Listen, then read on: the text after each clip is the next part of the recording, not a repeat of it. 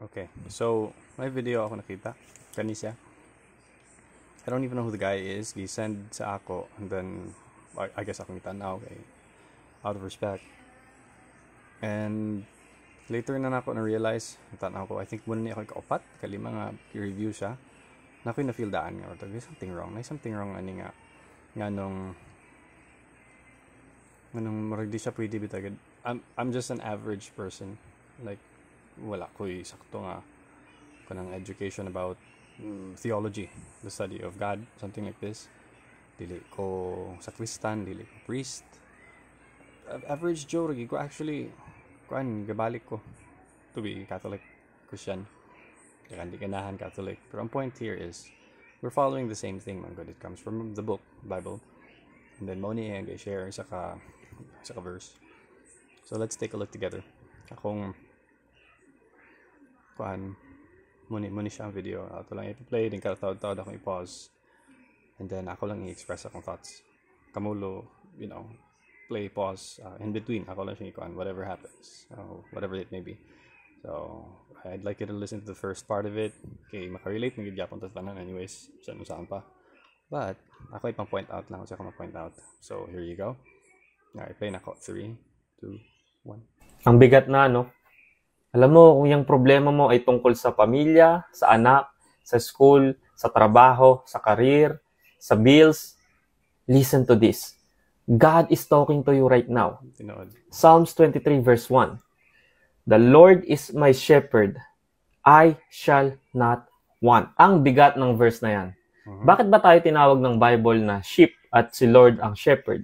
Okay. Bakit hindi monkey, tiger, or elephant? Okay.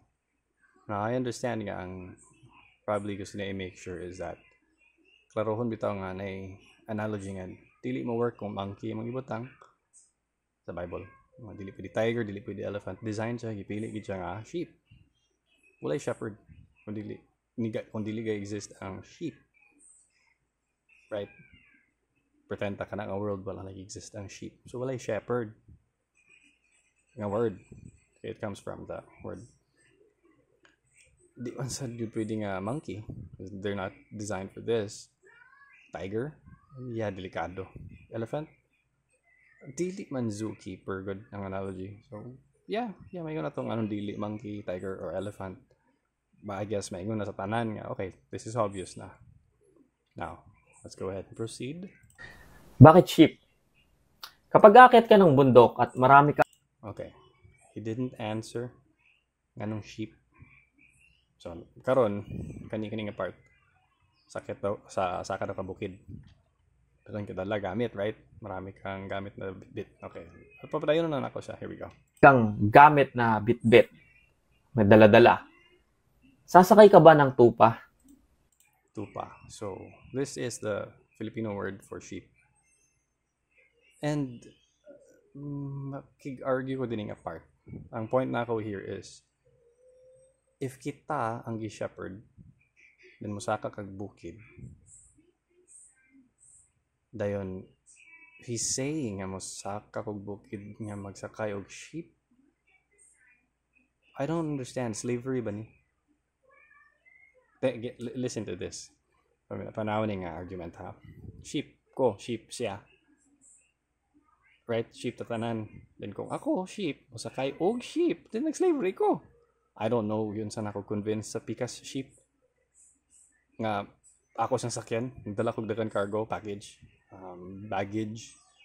So, dili na ako ni magamit ko. Ako ang motindog in front, dili na bagid na ako ng forte at all, dili ko matubang og tao nga, dabi kadaghan, para share na ako nga, hey, listen to me. Then, thousands ang maminaw sa ako. Okay, i-share na ako sa cellphones. Right? I can't do that. So, wala ko yung nga naklaseng confidence. Pero makita na ako daan nga, dili na ako sakyan ng other sheep. Sheep man ko. Right? Kung ako gyud ang masakay sa sheep, does it make me God? Then does that make me a bad God? Nga nung sakyan akong sheep. Hindi mo ni siya. Medyo na-confused din ko. It's like, okay, maybe na si point. Kani siya nga person. Maybe na si point. So, ako papadayon nun. Akong gitanaw na lang dahil ng video in total. Kaya wala 1/3 pa of the way. Ako siya ipatiwas ha. Listen to this. Hindi, di ba? Because So, sheep is not a load-bearing creature. sheep is not the type of creature nga. Right? Horse is a very good example na kay workhorse. Maka-carry siya weight. Ma-drag niya. Ayan, ma-drag. Okay, other animals yang kapwede. Per sheep, in this analogy sa passage, cannot be another creature. It's just sheep. Dayon, di siya make sense sa ako because we humans are amazing. Tagan kita pwede mabuhat. As of today, what I know is 8 billion takabok. Ever since nag-try sila og science, para sabton pila na takabok, i-math nila, i-mathematics nila, pila nakatao nila by ever since. Ilang calculation was about 21 billion ever since. I don't know asa nga study gikan, pero ang point is, every single one sa ato, ani nga, sa karaan nga times, ancient, taman today, even this second, nagkakabuhi, na something ang tao mabuhat. Nga, amazing kayo nga mo, carry o grabbing a weight, ka-demonstrate. Imong family members yourself, you could say nga, na isa sa ilan ninyo diha, amay nga ni mga mabilib ko ano niya. Na siya iyang own nga, kabalo bitaw gid sa iyang baton nga may kabilib ka. Friends pa lang nimo daan lugar, but nga to wala kay isa balance in family. Let's just say wala kay family. So may kay imong friends, siya imong closest family. Nagid na. Na ako na lang siya ipapadayon kay medyo gatipas ko gamay. Ako ni close off later, ako ni tie up later. Nara ang point. I mean, ako siya ipatiwas. Hindi siya meant to carry any weight. So ganun ka Hindi daw meant to carry the weight. Okay. Ingon din siya din nga part. So ganun ka din. Right? So he's saying, dili ta ka carry a weight. Unsa ka ni nga weight ang iyang gaipasabot? Unsa ni nga weight ang iyang nga gusto wa pa na reveal. Unsa nga weight ang dili na to pwede dalon. Obviously, ang pagkagahad, di magin nato na ma-imagine, dili ginato na pwede bupasan. There is no way nga mapasan nato ang godhood. Right? Nga, kani. First part, one answer. Kani ingon siya, ingana punta. So, ganun ka din. Ito siyang paminawan, sabi sa Bible. din. Sabi sa Bible, the Lord is my shepherd, I shall not want. Means, you don't have to carry the weight of the world. Super hard disagree ko, ani. Sa part nga, I don't know anyone who can carry og weight sa world. Like I said earlier, as of today, I think, 8 billion takabok. Then every single one of these souls, or everything na himo in the world, na asa tagapuyo, 8 billion, nga i-carry na to, this is impossible. So, kung mo na yung pasabot, you don't have to carry the weight of the world. That's God-like. Hindi na siya na, basin mo na yung pasabot. But it doesn't make sense. Sheep, load-bearing sheep.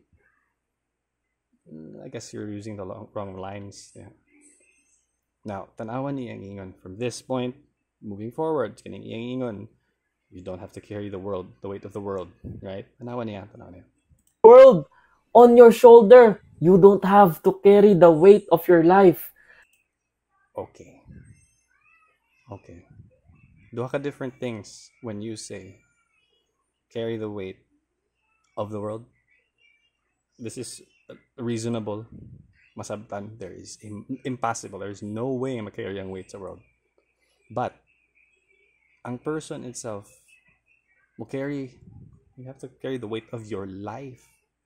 This designed that to be this. Carry the weight of your life. Okay, so whether or not you make good or bad decisions, imo na. Everything from goodness, you can sa God. Through everything nga result of bad doings comes from sin. Madamay tatanan somebody nakadesisyon nga sin ang maigo. And that's tungod ni sa free will, ha. Pili sa Ginoo natay free will, and ang suffering nato comes from sin, the bad people nga nipili og sin. Natay mga faithful na mga religious, naputoy mga tao nga walay religion, right? Ngayon kung mopili, either one ani nga religious ba ka or not, mopili ka pagka-bad, nagi kay madamay somehow. Ripple effect. So, tanan good comes from God. That's what I heard. I believe in that. Tanan bad comes from sin. God and good can exist by itself throughout eternity. Okay siya. Na good? Yes, perfect. Pero evil cannot. Bad things cannot exist kung walay ma-compare na good. Pero, kato, carry the weight of your life. Decision is sa tao. This is free will. Carry the weight of your life. Kani grabe ko ka-hard disagree when he says nga, hey, you shouldn't carry the weight of your life. Hard disagree. You have to be responsible. I understand na siya intentions ng maayo. Sa ako lang, you should have used different, phrases or word statements para bring over people from dili faithful or religious to become faithful. Right? Ako siyang patiwason ng surya. Yang stress mo sa pamilya, sa karir, sa school, sa trabaho, sa bills, lahat ng bagay na weighing you down. Lahat ng bagay, right? Yang isa-isa enumerate. Gaway sa ato down. This is normal. Kung natin himuon, natin decision, normal na siya nga na siya weight. So, depende na sa imo. Kung saan imo kailab ito kasi imong self, kung saan nga weight ang imong kaya. Kaya mamili man ta, good things sa imong buhaton, results are good things. Kung na-stuff diya ka, nadamay ka from other people, na naigo ka, bad things po because of their decisions, whatever, ituyo ba or wala, makaya pa nimo na ang abot ang shield nimo, or at least fend off nimo ang attack, or idipinsa lang nimo ba, makaya pa na nimo nga pugnan lang sa dili ko dia, dili ra maputob, di mo kalasot. Way down gini sa tao, normal na siya sa tanan, walay exception. Pati infant, newborns, nakagid gyapon na sila gagihan ng stress. You can't tell the newborn, let it go. You can't tell the old guy, atong really old guy, can't teach old dog new tricks. So, let it go. Lahi ang approach ani dapat na listen na. Bills, stress, family, kaning mga utang gaway down sa tao. So, I get it. It was never yours to carry. The Lord is the... Okay. Kani lagi, mo niya akong pasabot. I don't know why he's thinking this. Na stuff na kita dapat mo carry. Bear your own cross. Maagi tag suffering. Ang vessel nato din sa earth, muna itong lawas, and in the end, kita tanan maagi death. Suffering, right? After ani, kung masave ta, mercy and forgiveness sa Ginoo. Dini na ta makabalo. Malangit ba ta? Maadto ba tag hell? Ako siya papadayon. Basta, siya ang, si God, Lord is our shepherd. Lahi ang message when you say the Lord is our shepherd, I shall not want. Lahi ang message. The good shepherd, at ang trabaho ng shepherd ay alagaan at protektahan ang mga tupa niya. The sheep doesn't worry about anything. So hard disagree na po ko. Isa ta, 8 billion and counting sa kalibutan. Natay stuff nga dapat atimanon. Obligasyon na to ba? Sa family, sa friends. Muning virtues, muning values, muning dogma nato sa asa nga church na belong. Stuff nga obligado ta. Hey guys, we need your help. Kami ang church, example, whatever church you go to. So, bisita po mo parang lagsa. Bangay po me. Right? Ato mang i-save each other. Let's just invite some friends over and then masave na to sila. That's what we're doing. Obligado ta. Now, listen. Kaya nga sabi sa Bible, cast your cares to Christ because He cares for you. That sounds nice. That sounds really good. And I agree. But supposedly, di siya connected pa. Kato? Not in this way. Lahing way. Lahing approach. Ang ibig sabihin po nun, lahat ng bigat na daladala mo, lahat ng weight na daladala mo, isurrender mo yan sa Panginoon. Isa sa mga problema sa ating mga tao ay we try to carry so much weight. Kailangan nating maintindihan na we are not created to hold that weight. No, hard to disagree. We're growing up, tanan aspects sa pagkatao, religious, ang faithful, ang walay religion, ang secular, man sila.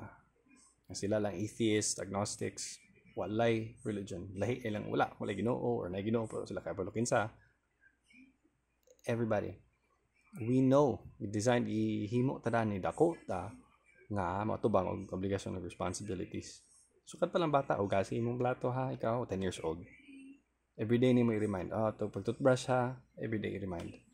Tiguwang nako, pag nako sa balay, Wa naman ko dito gapuyo sa akong parents. Ignon gyapon ko nga hugasin ning plato ha. Pag toothbrush unta, lakawan man ta pero nakapansin ko baka na toothbrush. Tigwang na ko. Ingana na. Designed ta na nay obligasyon, responsibilities. This is the way nga grow itong community, ga develop, ga improve. Kani yung idea, may nga ni, I have no idea unsa ni siya yung gusto ipasabot. Except nga, ako rin ma-assume nga, ang meaning, the Lord is my shepherd, I shall not want. So, prepare ni mo imong self designed to be sheep. So, kung ang sheep, ipadaplin ni mong word, kung ano mong same essence, imo ni mo og term, butang term nga man, human.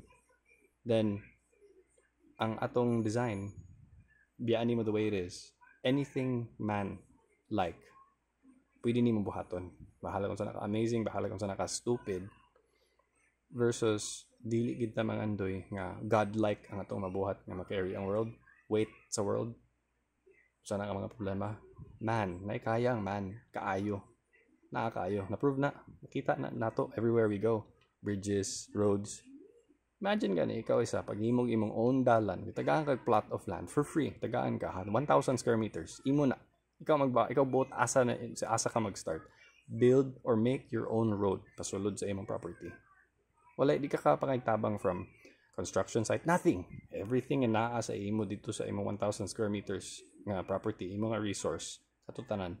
Use everything na dito nga imong mahunaw-unan. What am I gonna make?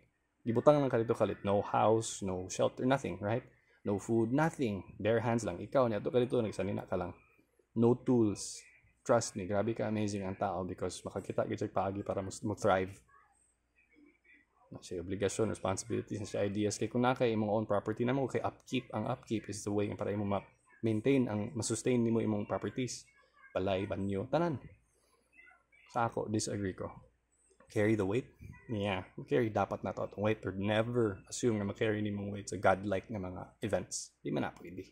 Kaniya ako masabtan. I don't know kung siyang gawin. You have a shepherd and that's Jesus. So kung ano man yung weight na dala-dala mo sa matagal na panahon, let go of it today. Okay. Kanang weight, this is very bad advice. Kanang weight nga imong gadalon, that's yours. You have to sort through the weight.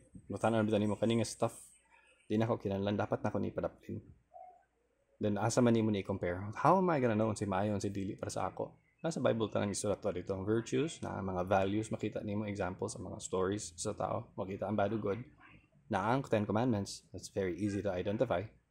10 ra ka buok ang isulat. Okay, so thou shalt not kill. Balo na kon si di maayo. Balo ka on sige command sa imo not to break. Do not kill. Tignan po kaon si buhaton. Love your father, mother. Right?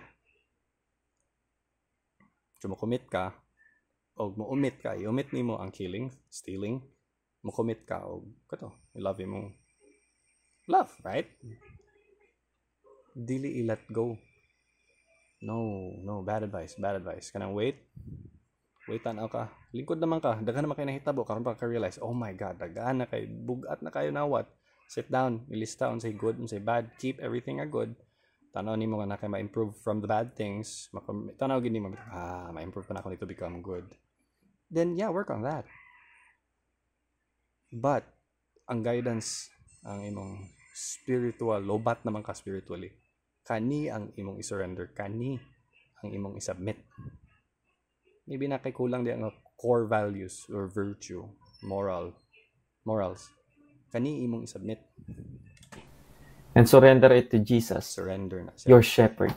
He cares for you. True. He is the provider. Exactly. At yung sobrang bigat na dala-dala mo, baliwala lang sa kanya yan. At you never meant to carry that weight. Ang bigat. Yeah. Katong last nga part po. Same. It's very, very bad advice.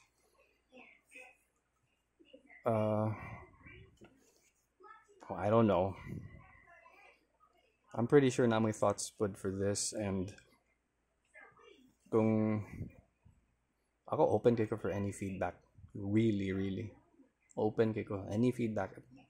Ang point man din is gusto kay ko makatuon, gusto kay ko makasabot asa na ko katindog meaning, purpose sa life. right? But kung i-guide ko nimo sa ingani klase, unsa may prescription niya, yung i-prescribe is ihatag, give your problems, ihatag na to another, to God, to Jesus. Sa ako, that's irresponsible. He told us unsay dapat buhaton, unsay dili dapat buhaton si Jesus, si God. Giignan ta unsay pang dapat buhaton o dili buhaton. Kung naghimo kay problema ni pwede ka nag-cause siya nga bugat sa imo, ayaw ibalik kan Jesus. I-figure out una. Right? Know what's good from bad. So dili buhaton ng bad. Keep doing the good with your virtues. 7 ka ba kung balaan? Humility, kani sila tanan, right? Chastity, charity. Muni siya ang mga virtues nga mo counter, mo fight sa 7 deadly sins, ang pride, lust, sloth. Opposites ni sila dapat, and always mudaog ang good sa bad. Ang tao ang gapili, ang tao ang gakatempt. Ganahan ta magpinapulang, ganahan ta nga, niya na lang, gusto ko magpabadlong. Apil ko, badlungon kay ko. Ako lang ma-point out na ako niyo is like, I'm trying to find answers. I wanna improve. Gusto na ako nga mabuutan ko. Gusto na ako nga maayo akong dagan sa akong kinabuhi. Di na ako gusto mag-cause pag more problems. Nakita na ako ni, na-shock ako. Di ko ganahan ni. Na-feel na ako daan. Then, siyo huna. So, akong gibalikan. Fifth time na ako nakita na. Yeah, same. I'm still thinking about the same thing. Di ko ganahan siyang approach. Di ko ganahan yung inganin niya bring up. Ganahan ko sa yung intention, of course. Pero, yeah. No, this is very irresponsible sa ako. Na-misinterpret siguro niya. Na-misrepresent niya ang verse. Na-misinterpret niya. Then, yung gitry nga, iyatang i-inspire. No. Sa ako, ang inspiration din is go to follow your church. Tanawa ng mga good makuha nimo from church. I-erase ko, makaya lang. Trust me, it's really hard. It's almost impossible. Saint na ka, kung imo nang makaya tanan sa good, then imo nang ga-apply every day sa imong life, you're a saint. Kabi ka holy. Tanan tao masayop, tanan tao makasasala. Bisan pag kani mga saint, amin nila usahay nga, agoy Lord, pasaylo ako. Saint na ha, or bisag di na lang saint. Kanang gabi ka Diyos nun. Naagitay sa tanan. So it's impossible. Ang inspiration here lagi is, if you're lost, turn to Christ. Duman lang siya. Natanan dito. Ang guidance, right? Leave na naman imong faith sa iya. Ay siya glimti. Kung naglisod ka, lingi lang balik sa iya. Mora gini ako. Kinay stuff na din ako masabtan. Kita ang sheep. Pag tanaw ni mo shepherd, oy, tora siya pa din siya dito. Ban. Kaya iyagi kandalan sa mga maayong lugar. Mora ni ang inspiration ako makita. Di ko ga-agree ani ang gabaton or yung gaingon. Sorry guy. Gabi ko ka hard disagree sa imong. I know nga 2 minutes and 14 seconds sa imong video, but it's pretty bad advice. And might want to change that a little bit. May mga Bisaya raman mi. Kamu mga Tagalog, I don't even know kung Bisaya po ka somehow. Kung makasabot ka ani, yep, think about it. Sorry, but I would rather nga di ko mutanaw nga ni mga peeps. Kani sila, ako na ni pang block din na ako i-follow. It's pretty confusing. It's scary. Kan kay 401,000 views lagi daw siya. Nakita na ako ganina before na ako i-blow up ang screen kanina ko. 401,000 then 10,000 ka thumbs up. 60 man siguro ka thumbs up, 60,000. 10,000 ka shares, all these things, or 10,000 ka comments, whatever. Daghan na thousands na ang nag-agree or something like this. Nagani ko nag-attempt punta na sa comments. For me, hey, I gotta create a reaction video. And for this guy, kung yan yung madunggan, yan yung masabtan, ayaw get take out of context. Pareta, we're riding the same boat. We're trying to do the same thing as much as possible. Turn to Christ. Kung magkalisod. Bisan pag dili lisod, naagid dia sa Ginoo. I'm not trying to fight them. Ako lang, sa pansin ako, din mo. Responsible on the thing. Responsible kay nga, don't think about your problems. Ihatag na sa Ginoo. What? Dili ikaw naghimo. Panabag ka na. Dinira ko kutob. Dagan pa makiko thoughts about this. And it's gonna take the whole day para na ako malista tanan. Huwag ko na human. Para balayo ni og tarong. Ako lang. Kani, mura ni. Hey, thanks kayo kung naabot ni mo nga part sa video. Appreciate kinako. Ita lang dagan po tao makakita. Kung ma-share ni mo ni, i-share. Kita ramang gidgapon magtinabanga sa itong kaugalingon. May other stuff nga akong ma-upload next time. Guidance gapon bitaw, anything related to that. Kaya para mugani, magtinabanga. Ito tanan, nakabutan tayo sakto, makalikay taon sa dili mao, dili maayo. Ma-inspire ta pirmi. Hindi ta mawalaan og faith na ta pirmi hope. Thanks guys. Enjoy the rest of your day. Bye.